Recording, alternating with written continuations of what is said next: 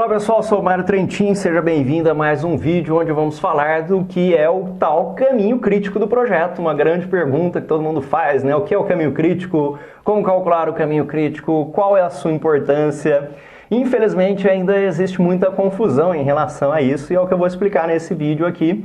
Então aproveita para compartilhar com seus colegas, deixa aí seu comentário. Esse vídeo é fruto de dúvidas que eu recebo aqui no próprio YouTube. Então você também pode me ajudar a criar vídeos melhores e criar coisas que você realmente consiga utilizar na prática no seu dia a dia de projetos. Agora vamos lá então. Caminho crítico do projeto. Falando rapidamente sobre a criação do caminho crítico, ele nada mais é do que o sequenciamento das tarefas que nós vamos executar no nosso projeto. Então ele tem a ver com o cronograma. Muitas vezes quando pensamos no nosso cronograma, nós estamos pensando aqui numa programação de tarefas ou num gráfico gigante em que nós temos barrinhas aqui para a gente poder executar as nossas atividades dentro de uma sequência. Eu vou explicar para você como que você pode criar o seu caminho crítico e qual a importância de identificar esse caminho crítico, acima de tudo, como que você pode gerenciá-lo ao longo do tempo. Bom, o que nós costumamos fazer é determinar quais vão ser as coisas necessárias para o nosso projeto, muitas vezes em uma estrutura hierárquica chamada EAP, ou estrutura analítica do projeto, que eu já falei em vários outros vídeos. Inclusive acompanhe a playlist de fundamentos da gestão de projetos, lá você vai poder ver um pouquinho melhor, desde o nascimento do projeto até pensar em seus requisitos e entregas. Mas uma vez definidas as nossas entregas, nós precisamos colocar essas coisas numa sequência. Imagina que nós temos, por exemplo, uma EAP aqui para fazer um treinamento. Bom, vamos fazer um treinamento do Microsoft Project. Ok, o que nós precisamos? Nós temos uma fase aqui de pré-projeto, por exemplo. Aí nós temos a execução deste treinamento. E depois disso nós temos um pós-projeto ali numa avaliação desse nosso curso aqui. Bom, no pré nós precisamos do quê? Precisamos de ementa, precisamos de materiais, precisamos de divulgação e inscrições. Então só para simplificar um pouco aqui, eu não vou colocar tantos pacotes, mas obviamente a nossa estrutura analítica do projeto deveria ser o mais completa possível. Na execução, eu vou imprimir os materiais, eu vou realizar aula 1, aula 2, aula 3, aula 4 e concluir a nossa execução. E no pós, eu vou enviar certificados e vou fazer o contrário aqui, né? Vou fazer uma prova e vou enviar certificados. Bom, então quando você está mexendo aqui na estrutura hierárquica, nós não estamos muito preocupados com a sequência, nós só queremos saber as coisas que serão necessárias em termos de entrega. E aí eu vou pegar essas coisas aqui e vou transformá-las agora em uma sequência. Eu posso pensar aqui na nossa fase de pré-projeto, aqui pré-treinamento ou antes do treinamento, né? E abaixo disso aqui eu tenho ementa materiais de inscrição. Então, ementa materiais e inscrições. Depois disso, eu venho aqui com a minha outra fase, execução. Execução, vou modificar aqui só para a gente ter a logística, que seria imprimir e, de repente, marcar um local do treinamento. E a execução em si, vou colocar como aulas aqui. E aí, poderia colocar aula 1, 2 e 3. E o pós-treinamento, eu vou ter aqui uma prova. Pós-treinamento, vamos ter uma prova e depois disso certificados. Bom, a próxima coisa que você vai fazer é determinar dessas tarefas quem vem antes de quem. Então eu preciso em primeiro lugar ter a ementa para depois eu poder fazer o material, certo? Não dá para eu fazer o material sem ter a ementa. Mas em inscrição, preciso do material pronto? Não, preciso da ementa. Se eu não tiver a ementa também as pessoas não vão se inscrever. Então eu tenho aqui um período de inscrição que depende somente da ementa. Eu estou pensando aqui nas dependências e sequência do meu projeto. A execução, eu posso ter a logística depois das inscrições. Então, depois das inscrições eu tenho a execução. Depois da logística vão vir as nossas aulas. Depois das aulas é que vão vir a nossa prova e os certificados, certo? Então quem passar na prova, os certificados. Então com isso nós conseguimos criar uma cadeia de tarefas, um encadeamento de tarefas, uma programação, que nos permite, tendo as dependências corretas e tendo as durações corretas, identificar quanto tempo leva, afinal, para a gente poder fazer o nosso projeto. O caminho crítico do projeto é o caminho, por definição. Então, a definição do caminho crítico, para você anotar aí, né? O caminho crítico do projeto é o mais longo. Aquele que tem a maior sequência de tarefas, é o de maior duração. E é aquele que determina o prazo final ou a data do projeto. Nós podemos ter algumas tarefas aqui no nosso cronograma que não fazem parte do caminho crítico. Essas tarefas não críticas, elas têm folga. Significa que elas podem atrasar sem que nós tenhamos um atraso no nosso final do projeto. O caminho crítico ele não pode atrasar, a não ser que nós vamos atrasar o final do nosso projeto. E agora que você entendeu a construção aqui do caminho crítico, eu vou te dar um outro exemplo que nós vamos agora construir um cronograminha rápido aqui para você pensar. Tanto no caminho crítico, quanto em caminhos quase críticos e, acima de tudo, entender que o caminho crítico pode mudar durante a execução. Isso é muito perigoso. Você precisa acompanhar isso como gerente de projetos para pensar nos seus riscos. Então imagine o seguinte cronograma. Temos uma tarefa A com uma duração de 10 dias, temos uma tarefa B com uma duração de 8 dias, temos uma tarefa C que depende da B e tem uma duração aqui de mais 5 dias, por exemplo. Uma tarefa D que depende da A, com uma duração aqui, por exemplo, de mais 10 dias, e assim por diante. Então, à medida que a gente constrói o nosso cronograma, imagina aqui que nós temos uma tarefa E que depende tanto da C quanto da D. E aí nós temos uma duração para ela, por exemplo, de 5 dias.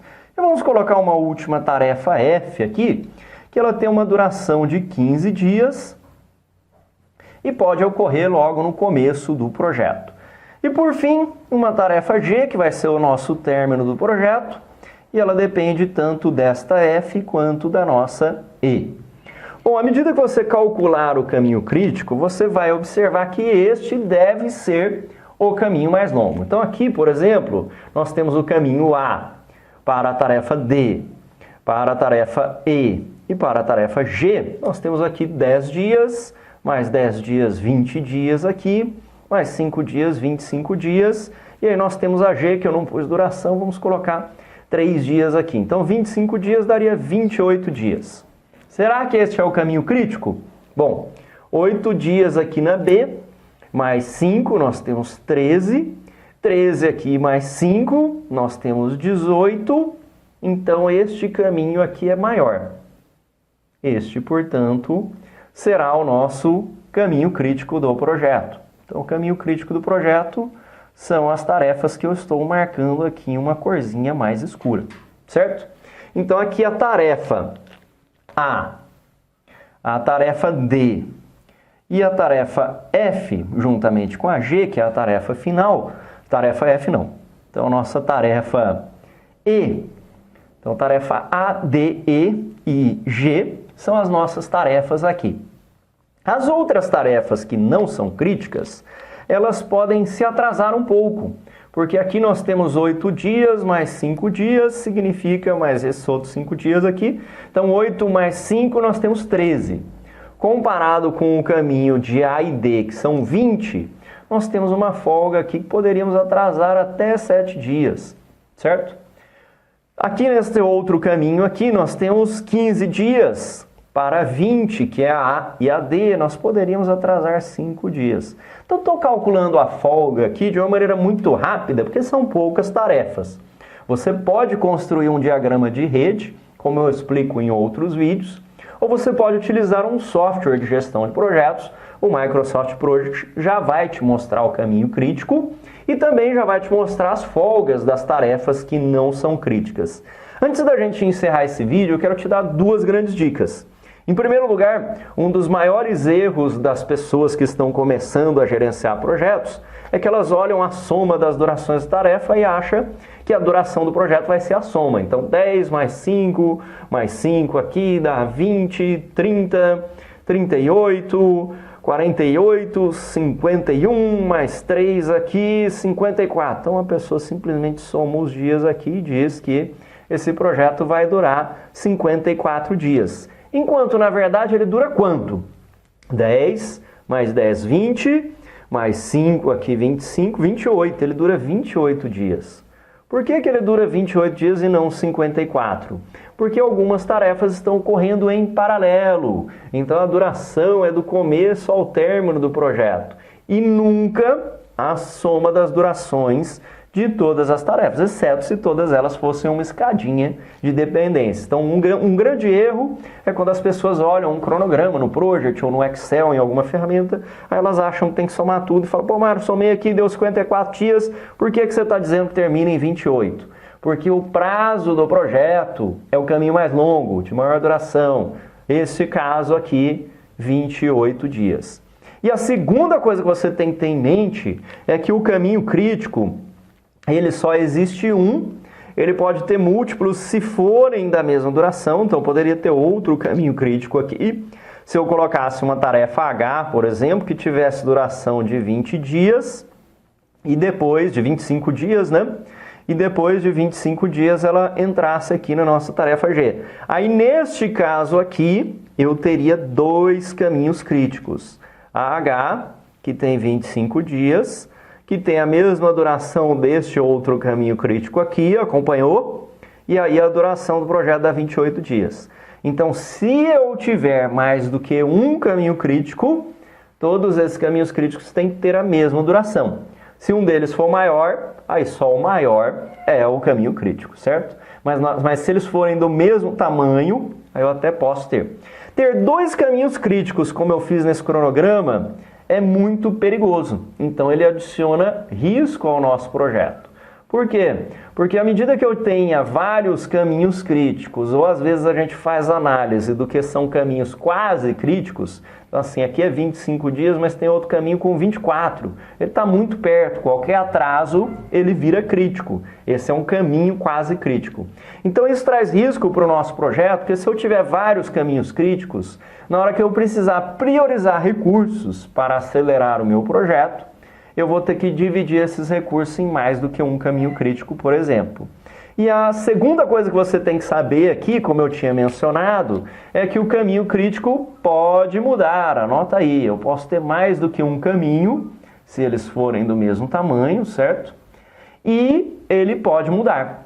Então, à medida que eu estiver executando o meu projeto, pode ser que essas tarefas aqui que não são críticas, ela atrase tanto, se ela atrasar 10 dias, que ela vai passar na frente do caminho crítico e agora vai surgir um novo caminho crítico com um atraso do nosso projeto. Então, se o seu caminho crítico mudar, a gente também tem que prestar muita atenção no nosso projeto sob o ponto de vista de riscos. Bom, nos próximos vídeos nós vamos falar um pouco mais sobre o cronograma, sobre a construção de bons cronogramas, os métodos de estimativa de duração, os tipos de dependências e retornar ao nosso caminho crítico junto com a corrente crítica também, que eu já mencionei em vídeos anteriores, mas que vou mostrar como você pode construir e simular isso. Não se esqueça de deixar sua dúvida, seu comentário, sugestões aí embaixo, que é muito importante para que eu possa criar próximos vídeos que sejam realmente úteis para aquilo que você está procurando. E compartilhe com seus colegas, para que nós possamos melhorar a maturidade de gestão de projetos nas nossas organizações. Um grande abraço e até a próxima!